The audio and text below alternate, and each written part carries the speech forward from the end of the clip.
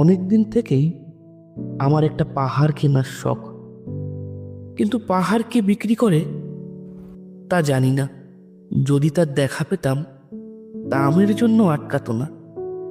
আমার একটা নিজস্ব নদী আছে, সেটা দিয়ে দিতাম পাহাড়টার বদলে। কে না জানে পাহাড়ের চেয়ে নদীর দামই বেশি। পাহাড় স্থাণু, নদী বহমান। তবু আমি নদীর বদলে পাহাড়টাই কিনতাম, কারণ আমি ঠকতে চাই। এখন আমি একটা পাহাড় কিনতে চাই। সেই পাহাড়ের পায়ের কাছে থাকবে গহন অরণ্য। আমি সেই গহন অরণ্য পার হয়ে যাব।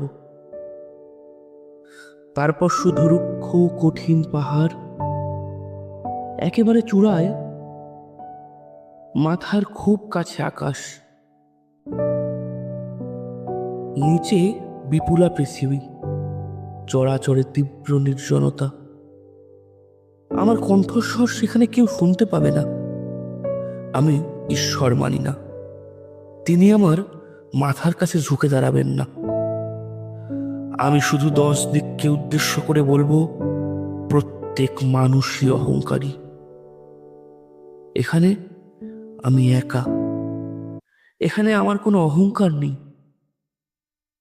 এখানে জয়ী হওয়ার বদলে ক্ষমা চাইতে ভালো লাগে।